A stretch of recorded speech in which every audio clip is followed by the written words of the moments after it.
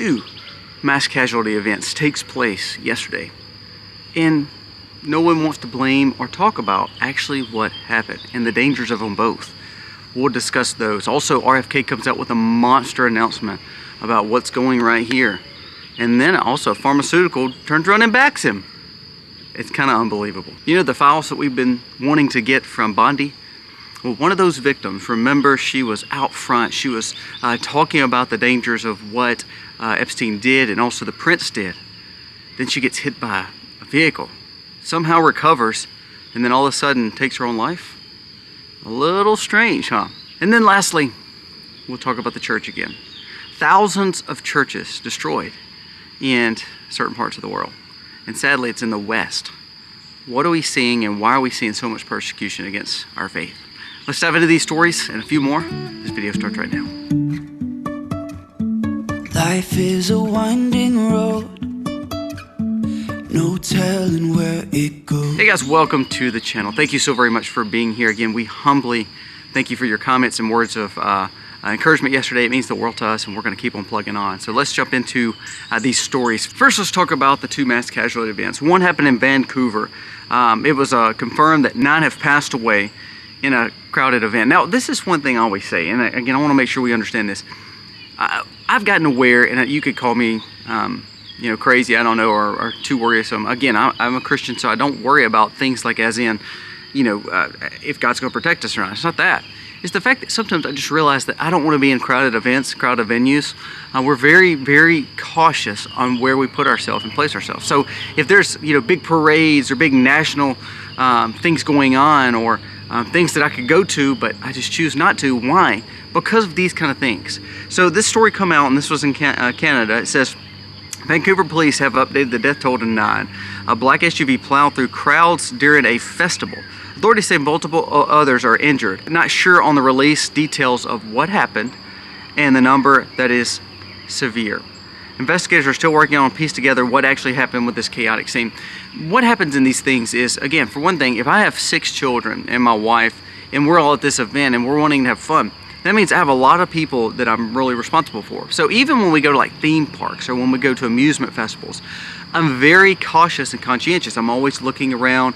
You can ask my wife. I'm not one to sit to my back to crowds. I tend to be the one, I try not to eat when everybody else eats. I go by it and then kind of sit there and just kind of stand over them. I hardly ever actually just enjoy the time. And I hate to say it that way, but it's just because of this kind of situation. I'm always looking. For instance, if you remember, this situation happened in New Orleans not too long ago. And that's a place that I've taken my kids before, not lately, but we went to the zoo, we went to the aquarium. They're always having festivities down there. My wife and I have been more. So it's one of those cases where it's like, when we're putting ourselves in these cities, in these towns, it makes me think, is this smart? Is this good? Is this worth it? Because these kind of things happen. What I've realized is we live in a broken society, and I think you know that too. And even though we may have our crap together, other people may not. I tell my children all the time, like when Aiden's driving, I said, I actually trust Aiden. Aiden's a very good driver, but that doesn't mean everyone around him is a good driver. Well, in the same context, we're a stable, grounded family who just wants to have fun. However, there's a lot of people that are very unstable and have some problems, and I think this is just signs of it. Now, this is one. So it kind of tells me, do I really want to put myself in these precarious situations? And if so, I need to make sure that I'm always keeping my eye out. My head's always on a swivel. I'm always making sure I carry. I believe in always being prepared, so I do carry. Also, I have taught my son to do the same thing. And the older he's gotten, to keep your eye out. And I think that's been good for him. I think it's actually helped him realize that even though, we're both karate specialists, we did karate for years, even though we have done tons of training, we're always wanting to make sure that we act like we don't know what's going on. So that way we're always looking, we're always not anxious, but aware. There is a difference there. Also remember, people who are not, they're gonna panic and they're gonna have anxiety. And when we put ourselves in those situations, like we've talked about going to NFL games and things like that, just be conscientious that most people are not prepared, most people can't handle it.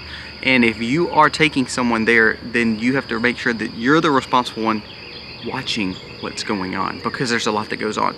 They have not ruled out what the situation is with if this was an act of terror or what. Here's the thing you got to pay attention to though. When they are not upfront with what happened, I think it gives us thought patterns to say there's a little shadiness to it. Why? Because anytime it's fits the narrative of news, if it's some random Caucasian guy, or if it's some conservative with a red hat, what happens is they make sure they put that forefront. Well, they've not done that yet, so I'm anxious to see what actually comes out in this story, because they're keeping it very, very hush hush. Now the next mass casualty event, and this one's a big one, and the reason I want to bring it up is because of the severity of the chain reaction. Iran port explosion death toll rises to 28. Now, the deadly blast at Iran's largest commercial port, Shahid Rajiv, has killed 28 people. 1,139 other are injured. This is a massive situation. The fire has flared up again with containers bursting apart with thick smoke. They said there was a second blast. Now, here's another reason why, again, we need to pay attention. Now, they're saying it has nothing to do with anything other than commercial. They're saying that it's no act of terror. For Iran to come out and act like it's just no big deal, I mean, not saying there's no big deal. They're saying it's not, conflict of interest with Israel. They're not blaming it on Israel. They're not blaming it on another player, not blaming it on the U.S. yet. But what they are doing is they're showing that, it's just, things happen. Well, when things happen, usually they take every advantage to rub it in everybody's face. So the thing I'm thinking about is this it could be just simple, just what it is, an accident, or is this something against their own people? Meaning, is there someone disinterested in the party in power? A lot of times when they did these color revolutions in Iran and had a lot of change of power, they tried to keep it hush-hush on the world stage. Well, you can't keep this hush-hush because this is huge. So it could be something as simple as an accident takes place, very tragic. But to have this big of a severe problem and not to really blame it yet on anyone, and really to talk about, well, it's just an accident, things happen, we can't help it, we're looking into it, and hopefully we'll know more over the next few weeks. Another report, open source, says more trouble in Iran. Secondary explosions take place while it reignites the fire that they cannot get out. Again, could be completely not nefarious at all, or could be nefarious and we not know about it. Both of these stories have significant impact. Why? Canada's going through an election, and really the conservative is losing out pretty good. But they've not released who this person is and what their intentions were. Secondarily, with Iran, Iran is a powder keg. You know that. With all the uranium situations, with the negotiations, literally we're in talks right now with Iran. Russia said they're going to step in and help and try to kind of wade through the problems there. So it has a very big fuse lighting capability in Iran, with Israel, with us, with Russia, with other players in the area, Syria, of course, and Qatar. So we need to pay attention to the situation, and again, why these two stories are kept very quiet as in the cause of them. Now, they may come out by the time this video is out, but I think it's very, very unique that when something that plays into the media's hands, they'll run with it quickly, and you'll know everything about both of these situations. However, in these two cases, we've not heard anything yet. And again, by now we usually would. Now, by the time this video goes out, we may hear. Hopefully we will. But I do believe that you need to pay attention to this, because they have one that has maybe a presidential situation that needs to be addressed on the Canada side. Remember, they are our supposed ally, but also next door neighbors. So this has an implication that's pretty big. And then again, Iran in the Middle East, it is the powder keg of the Middle East. Let's pay attention to that. Now I want to mention something that RFK just came out and stated. He said there is no downstream liability for these companies that do front-end safety testing, meaning you can get passes to give this, but then there's no repercussions if all of a sudden something doesn't work or it causes more issues, because you sign these waivers. Just like, for instance, I had to, my youngest son, had a tooth having some major problems. It was a baby tooth, so it wasn't like they were going to try to fix it, but they had to pull it the other day at the dentist. It was just one of those cases where it's kids. So we went in there and they said, well, you have to sign this waiver to even have this done and to have the medical treatment with it. And again, we understand that. We've seen that. That's something that's been around for hundreds of years. It's been around for a long time. It was just a simple, almost like a lidocaine. And basically what that waiver, the more I read it, it's just basically saying, you can't blame us or the maker if something were to happen. Now, that kind of gives me a weary feeling. Now, that's something that people know about. Now, what about the stuff that people don't know about? Listen to what RFK says. RFK says there's no marketing and advertising costs because federal government they're ordering 78 million school kids to get these things in the arm every year. So what he's saying is they don't have to worry about to promote it. The government just buys whatever they sell us. Direct quote from RFK, what better product could you have? And so what is the gold rush in adding all these shots to the schedule? Because if you get onto this schedule, it's $1 billion business for your company. So it's saying a lot of times that we're not testing these things correctly. They're not internally testing these things correctly because it slows up the progress of the government buying them and giving them to people. They don't have to promote it, which they are promoting it on television a lot of times with all these different medicines, which they need to get away from. But what RFK is saying is somehow we just don't allow for the testing to take place. We automatically buy it because we have been buying it and we believe that we should buy it, and they're telling us we need to add more to the school regimen and for the kids regimen, so we just do it. Do you think they're going to do longer testing because it hurts their bottom line? So he says we're giving billions upon billions upon billions. Why would they want to stop that money flow when they have waivers from the government to say everything's going to be all right if we find testing later that causes problems? He said there needs to be accountability. So he said in 1989, this is what happened. We mixed 72 versions of something to go into 16 versions to go into your arm. He said, we give this to pretty much all kids. It's what we do. He said, since 1989, we saw an explosion of chronic disease in American children, ADHD, sleep disorders, language delays, ASD, autism, Tourette's, tics, and narcolepsy. Autism went up from 1 in 10,000 in my generation to now we have 1 in 34 kids. He said, here's the thing. Prove that it's not what goes in our arm. He said, this is how you prove it. You just do testing and you have a solution. See, he said, if you're not guilty of anything, you'd be glad to do the inspections. You'd be glad to actually stop the roll and see if this is what's causing it. But he said, by you being very defiant and not wanting to do testing, and the fact that Congress and Senate are pushing against testing, remember now, they are literally pushing against this order that RFK is wanting to just do the testing. RFK is saying he's not saying that this is not legitimate and good for us. He's just saying, why don't we test it more? Because for some reason with the hypothesis is this, we see there is a problem. This could possibly be the solution. However, if it's not the solution, it may be adding to the problem. So why don't we just slow our roll and figure out what the situation is instead of just giving 78 million children this and just hoping for the best, when since the time we've given it, we see an uptick of these problems. So let's don't just say it's great, let's don't say it's bad, let's just do more testing. That's all he's calling for, more testing. Before 1989, 1 in 10,000 got autism. After these took place, this new load of 72 into 16 going into kids' arms, 1 in 34 children. That's not just coincidence. That's a big deal. Listen to what AstraZeneca just came out and stated. AstraZeneca has admitted for the first time with court documents, and they didn't want to say it out loud, but the public documents of the court said that the thing that went in for 2020 does and can cause, listen to this quote now, can cause blood clots, despite everybody's assured saying it's safe and effective. 5 years later, they're admitting to it. This is one company. The other 3 or 4 that was the main makers of it still hadn't admitted to it. All RFK is saying is, before we just emergency prepare this stuff or give it to our children or just say we're going to take it just because they tell us to, remember they have special interest because they're the one getting funded. Why don't we just hold for a second? Let's do some testing.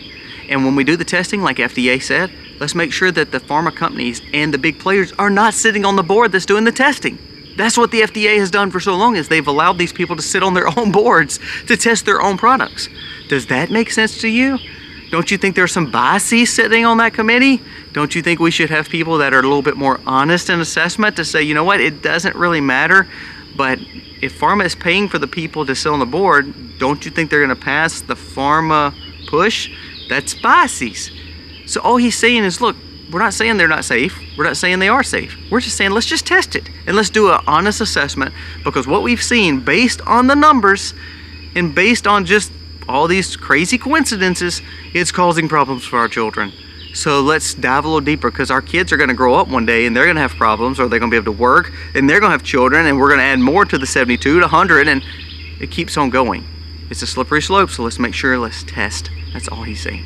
The church is on fire in Europe, this time in Wales. In the recent years, over 1,000 churches have been burned or vandalized in Europe. And this is not just a casual coincidence. 1,000 churches have been burned and vandalized just in recent years. What we see is an uptick of hatred towards the church, hatred towards conservatism. It's amazing to me how our culture and the liberal ideology will stand with groups like Muslims and not really talk more about Hindus, but then they'll stand against Christianity. Why do you think that is? I don't know. What I think is this. I think, just like Christ says and the Bible says, is that we will always be hated based on speaking truth. I told you that yesterday. I believe that the more we speak truth, the more pressure we'll feel. And I think this is just another sign of it. Now, the sad thing is there's not more of an uproar about this from our leaders. 1,000 churches in UK. Have you heard that? I know you're not part of the UK. A lot of us are Americans. But don't you think we should hear the fact that our religion is getting attacked? We can hear about it in Africa. We can hear about it in the Middle East. But why can't we hear about it in the West? These are NATO alliances. Do you know Ukraine is having the same problems with persecution of Christians?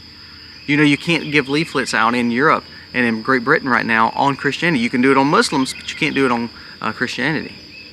Now, help me understand that. That shows the hatred is there. Now, let's move to America. Why do we think this is such an important story? It's because if we don't stand firm in our faith and represent Christ each and every day, and in Luke 9:23 it says, take up your cross daily. Daily. Sometimes it's hard. This world is hard. Living in America can be very tough, and we get so over busy, and we have to worry about groceries, we got to worry about the kids, we got to worry about school and jobs. But we cannot forget and lax ourselves on thinking that we're going to be safe here. We see that Canada is going more left. Now the younger generation's going more conservative, but not in a godly way. We see that Mexico is kind of falling by the wayside. We see our allies in UK and places like that are not really pushing Christianity. And look, all we're saying is the persecution's real. And unless we want to be the next way that China looks at religion, the way the Middle East looks at religion, or even what the UK is seeing with the burn down of churches, we better stand up and actually start living for our faith. What we've seen, and you can, I know I have some Canadian audience here, but what we saw in a lot of the Canadian areas, a lot of the churches have just become like different clubs and organizations, libraries, museums. The church is not important anymore. So if they're burning churches in some areas, or they're shutting them down because they're just not important in the community anymore, it's not a good thing. So here, it's Sunday. Hopefully you went to church. Hopefully you watched church. Hopefully you spent some time in God's Word. But if we're not serious and we start actually saying daily we're going to follow, I think we're going to be the next UK or the next problems we're going to see like the Middle East is seeing right now. What I want us to see is to stay strong, to stay vigilant, to stay wise, and start looking at these stories for what they are. It's like the two first stories, the mass casualty events. Man, it's heartbreaking. It's heartbreaking, heart-wrenching. Just think how many people lives were lost in those two situations, and you've heard nothing about it. Now, I want to end with this. This is why it's important to hold our government accountable. We've heard for the longest the files are on Bundy's desk. The files are on Bundy's desk. Really, for so far now, like what, 2 or 3 generations, this guy has caused some mischief and panic with these files, and knowing all he knows, and now his second in command, Maxwell, is sitting in jail or prison. Here's the thing.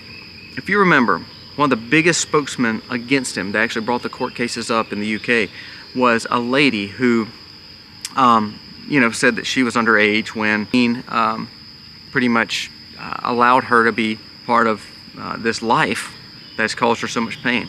She was with the prince. Of course, you see Maxwell in that picture. This lady gets hit a few weeks ago. I didn't talk about this, but she got ran over, like lost a kidney. They gave her just a little time to live. Well, somehow she must have gotten better. So she was supposed to actually tell her story in a court of law. Then she gets hit by like a bus, lives to tell about it, on her deathbed, somehow makes a recovery, then to turn around and take her own life. Now, that could be all true. Coincidental bus, great, gets a kidney, and then after all the heartache and toughness, then she takes her own life. Now, I have a hard time believing that. I really do. I have a hard time believing it. It's kind of like the RFK's thing. I have a hard time believing that 1 in 10,000 children have a problem, but now, since we started front-loading all these things, that now 1 in 34 kids have it. That's a hard coincidence to sell to me. Now, if it's one of those things you believe that she just happened to take her own life after getting a kidney, after getting hit by a bus, after she came out and admitted that this was going on, I think what this shows is that there could be some bigger players in it. And if we really want truth, it's time for Pam Bondi to tell us the truth.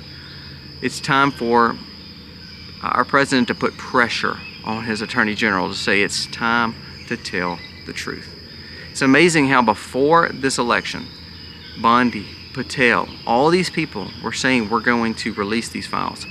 I think the reason, honest truth, they're not releasing these files is there's so much big players in it that it would throw for a mass chaos event in America and in the world. I think there was some very big players on this list. Do I believe this guy was intelligent? I do. I believe he was part of I think he was part of some intelligence, if not a lot, or a double agent. And I think that the reason they're not releasing these files, and I believe it will take a long time, and if they ever do, it'll be so redacted we won't know anything that we didn't already know. When they released this, I think they saw, when they became in secret to know what's actually in this, I think Patel and Bondi both have pulled back because they realized the implications of releasing this. Should they still release it? Absolutely.